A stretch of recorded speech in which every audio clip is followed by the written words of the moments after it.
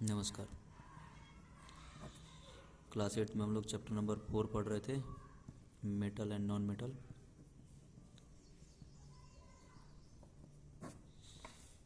तो physical properties समझ में आ गया है ना। फिजिकल प्रॉपर्टीज़ में मेटल में क्या हो गए, जो है मेटल में हो गया उसका क्या बोलते हैं कि कलर हो गया, फिर उसके बाद अपीयरेंस हो गया मतलब लस्टर, इस स्टेट हो गया है ना, फिजिकल स्टेट कैसा है। फिर उसके बाद आपका मेलिएबिलिटी, डक्टिलिटी सब पढ़े। सोनोरोसिटी, सोनोरोसिटी में एक छूट गया था शायद। सोनोरोसिटी में क्या होता है कि कोई भी मेटल को, मेटल का ये प्रॉपर्टी है सोनोरोसिटी। मेटल को जब हम लोग क्या करते हैं, बीट करते हैं ना, उसको हैमरिंग करते हैं है ना। हैमर से जब हम लोग उसके ऊपर ऐसे मारते हैं तो वो आवाज़ करता है ना। तो इसीलिए आप देखे होंगे कि जितने भी बेल्स हैं, घंटी वगैरह, वो सब जो है मेटल से ही बनता है ना। तो सोनोरोसिटी छूट गया था, उसके बारे में आप लोग जो है नोट कर लीजिएगा, ठीक है। सोनोरोसिटी। अब हम लोग देखेंगे केमिकल प्रॉपर्टीज।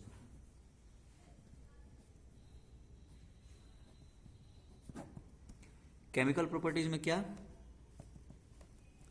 सबसे पहला reaction with metal, reaction with oxygen, oxygen के साथ रिएक्शन।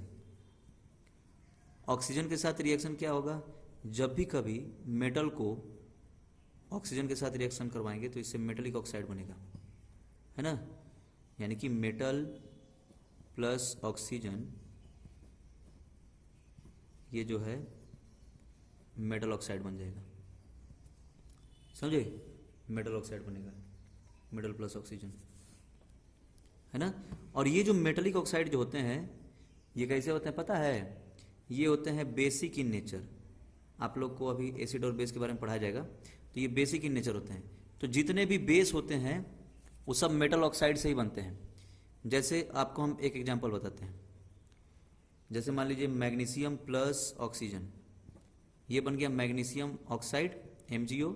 अगर इस MgO को अगर हम लोग वाटर में डिजोल्व कर देंगे, MgO प्लस H2O, तो इससे बन जाएगा, जानते हैं क्या, MgOH ट्वाइस, मैग्नीशियम हाइड्रोक्साइड। और ये जो मैग्नीशियम हाइड्रोक्साइड है, ये एक बेस है। आप लोग 7th क्लास में भी एसिड बेस के बारे में पढ़े थे, है ना। तो ये मैग्नीशियम हाइड्रोक्साइड क्या है, एक बेस है, आप लोग पढ़े होंगे, है ना। तो वैसे ही जितने भी मतलब कि आपके जैसे सोडियम प्लस ऑक्सीजन, ये हो गया सोडियम ऑक्साइड Na2O। इसको जब हम लोग वाटर में डिजोल्व करेंगे तो इससे बन जाएगा NaOH, है कि नहीं। बात समझे, बैलेंस कर लीजिए, 2NaOH हो जाएगा, है कि नहीं। तो यही है। तो जितने भी मतलब मेटल हैं, ऑक्सीजन के साथ रिएक्ट करके मेटल ऑक्साइड बनाते हैं, जो कि बेसिक होते हैं, है ना। जो मेटल ऑक्साइड कैसे होते हैं, बेसिक इन नेचर होते हैं, समझे। उससे हम लोग बेस बना सकते हैं। अब अगला है, अब उसी तरह मतलब केमिकल प्रॉपर्टीज हम लोग दोनों का साथ साथ पढ़ लेते हैं, मेटल और नॉन मेटल का दोनों का साथ साथ। अगर हम लोग नॉन मेटल को, अगर नॉन मेटल को अगर हम लोग ऑक्सीजन से रिएक्शन करवाते हैं तो इसे जानते हैं क्या बनेगा, उससे बनेगा नॉन मेटलिक ऑक्साइड। और ये जो नॉन मेटलिक ऑक्साइड है,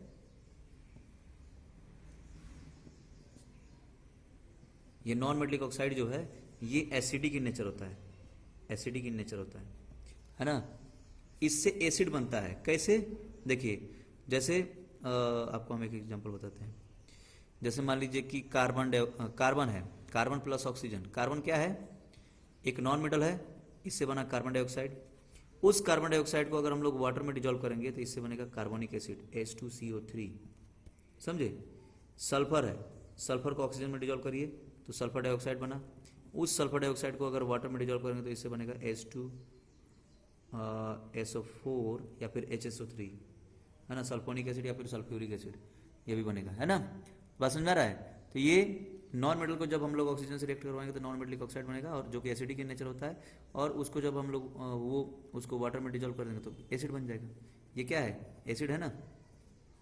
क्लोरीन का भी देख लीजिए, क्लोरेट बनेगा, वो CO को फिर हम लोग H2O में डिजोल्व करेंगे तो फिर HCl बन जाता है कि नहीं। बात समझे। यही है। अब तो पहला हो गया हमारा रिएक्शन विथ ऑक्सीजन। दूसरा है reaction with water H2O। Metals जो हैं वाटर से रिएक्ट करेंगे तो फिर ये मेटल ऑक्साइड बनाते हैं प्लस हाइड्रोजन गैस को लिबरेट करते हैं। ऐसा कौन मेटल करता है? जो हाईली रिएक्टिव मेटल है, वो हाईली रिएक्टिव मेटल है ना, अगर वो हाईली रिएक्टिव मेटल जो है वाटर के साथ रिएक्ट करके metal oxide plus hydrogen gas liberate करेगा। बात समझे? और कोई दूसरा नहीं है ना। तो हाईली रिएक्टिव मेटल का ये काम है, ठीक है। अब नॉन मेटल तो वाटर से रिएक्ट करता ही नहीं है, ठीक है। नॉन मेटल वाटर से रिएक्ट नहीं करता है, ठीक। अब हम लोग देखेंगे रिएक्शन विथ एसिड।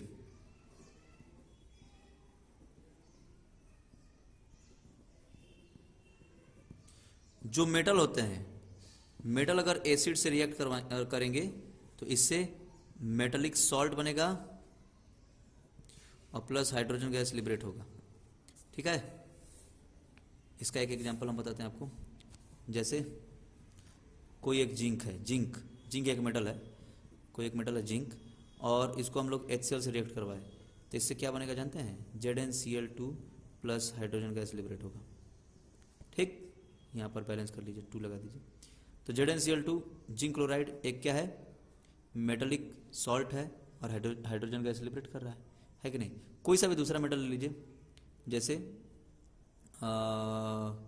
हम लोग ले लेते हैं मैग्नीशियम प्लस H2SO4, तो ये बन जाएगा MgSO4 प्लस H2, ठीक।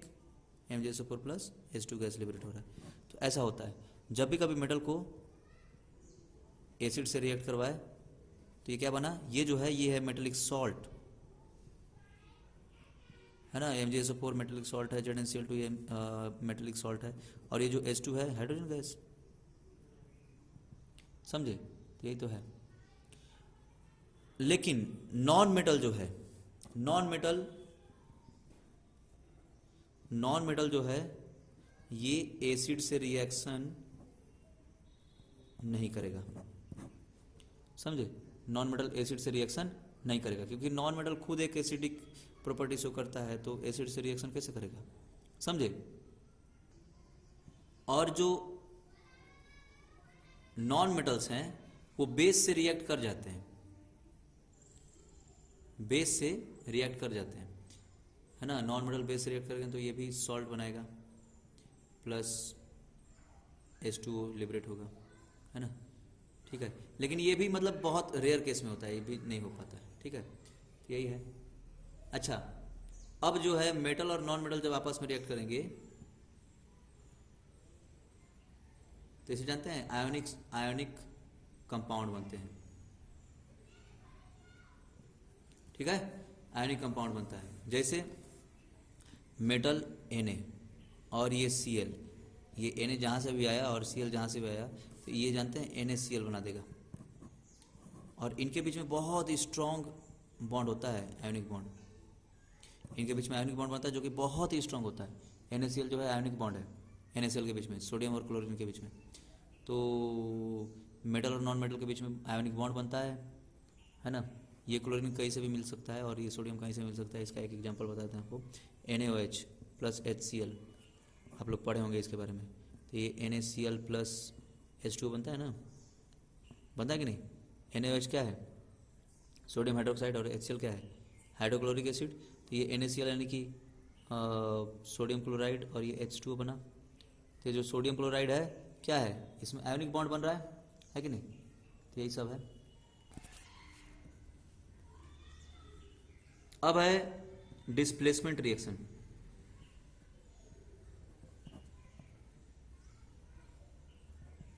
समझे? डिस्प्लेसमेंट रिएक्शन में क्या होता है? जैसे जो हाईली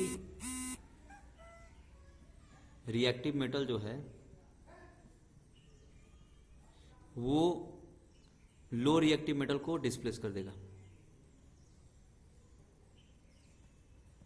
इसको क्या करेगा, डिस्प्लेस कर देगा। कैसे, देखिए जैसे मान लीजिए कि जिंक प्लस कॉपर सल्फेट है, CuSO4 प्लस जिंक। जो जिंक है वो कॉपर से हाईली मतलब ज़्यादा रिएक्टिव है, तो क्या करेगा, इसको डिस्प्लेस कर देगा और बना देगा ZnSO4 प्लस Cu, समझे, है ना। जैसे आयरन प्लस CuSO4 है, आयरन भी जो है कॉपर से ज़्यादा रिएक्टिव है, ये बना देगा FeSO4 प्लस कॉपर, समझे।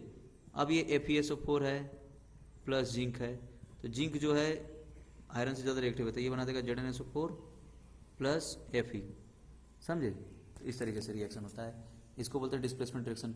ये हाईली रिएक्टिव मेटल क्या किया, लो रिएक्टिव मेटल को उसके सॉल्यूशन से हटा दिया, तो ये हाईली रिएक्टिव मेटल है जो कि उसको हटा देता है। अब ये जो डिस्प्लेसमेंट रिएक्शन होता है ये रिएक्टिविटी सीरीज के अनुसार होता है,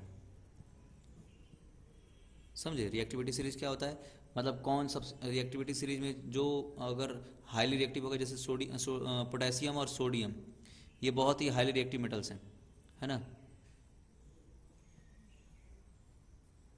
समझे।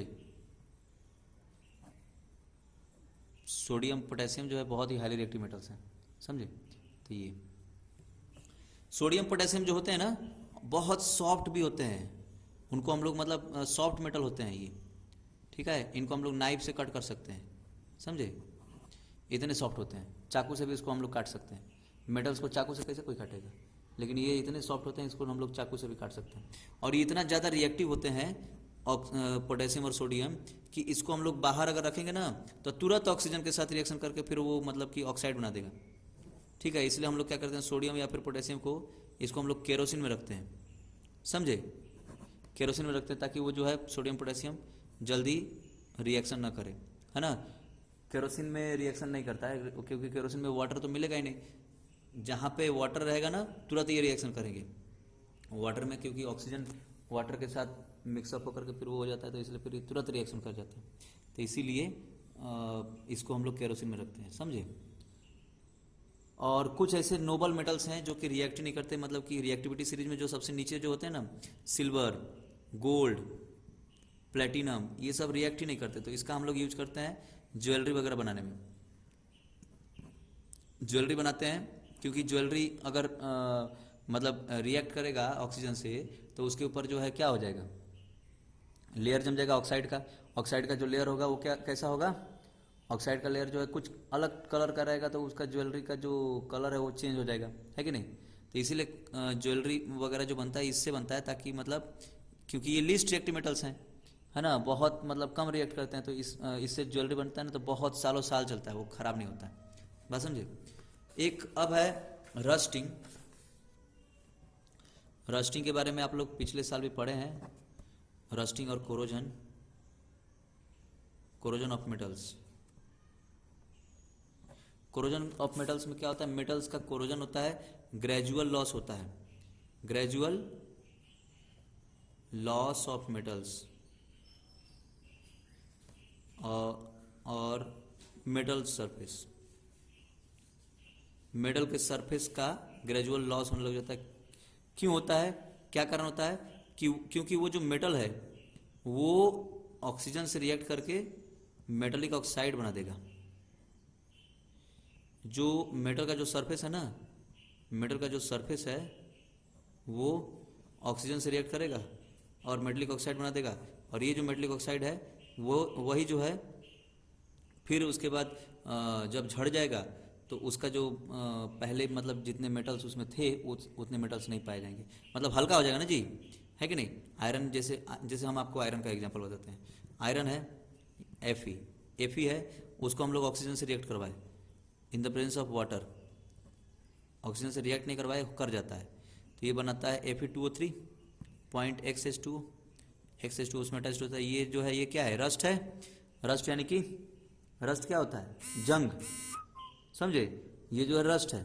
अब ये रस्ट अगर मान लीजिए आपको अगर क्या करना है, रस्ट हो गया, अगर आपको करना है क्या करना है कि मतलब कि लोहे पर पेंट चढ़ाना है, तो आप क्या करेंगे, पहले इसको झाड़ेंगे ना, इसको फिर आप झाड़ते हैं, है ना, उससे सैंड पेपर से आप घिस करके इसको मतलब क्या करते हैं, घिस करके फिर उसको हटा देते हैं उसका रस्ट। तो रस्ट जब हटाएंगे तो क्या उसका वेट कम नहीं होगा? होगा कि नहीं? वेट लॉस होगा। क्यों लॉस हुआ? क्योंकि उसका मेटल जो है लॉस किया, मेटल का जो है धीरे धीरे लॉस हुआ, समझे? तो इसीलिए ये जो है कोरोजन को कंट्रोल करने के लिए हम लोग को क्या करना पड़ता है? कॉपर का भी कोरोजन होता है। कॉपर का कोरोजन कैसे होता है पता है? कॉपर जो है कार्बन डाइऑक्साइड के साथ रिएक्ट करके वो कॉपर कार्बोनेट बना देता है। ठीक है, ठीक है। कॉपर कार्बोनेट जो बनता है इसका कलर ग्रीनिश होता है। तो आप देखेंगे कि कॉपर कॉपर का कोई भी बर्तन है उसके चारों तरफ जो है मतलब कि मतलब कि उसमें जो है ग्रीन ग्रीन टाइप का वो लग जाता है, उसमें जंग, उसका जो जंग है, उसका जो मतलब कि रस्ट है वो ग्रीन कलर का होता है, ग्रीनिश, समझे? यही है। और जैसे सिल्वर है, सिल्वर के ऊपर सिल्वर रिएक्ट नहीं करता है, लेकिन जो है सिल्वर के ऊपर जो है एक एच जी एस यानी कि मतलब सॉरी एजी टू एस यानी कि सिल्वर सल्फाइड का ऑक्सीजन से जल्दी रिएक्ट नहीं करता, लेकिन सिल्वर सल्फाइड का उसके ऊपर एक लेयर चढ़ जाता है, समझे? और वो सिल्वर सल्फाइड का जो लेयर होता है वो उसको काला कर देता है, ब्लैक, समझे? तो यही है। तो ये सब आपको पढ़ना है, कोरोजन और ये सब सारा सब कुछ। अब आप चैप्टर तो हो ही गया है कंप्लीट, अब आप इसका देखिए, क्वेश्चन आंसर देख लीजिएगा।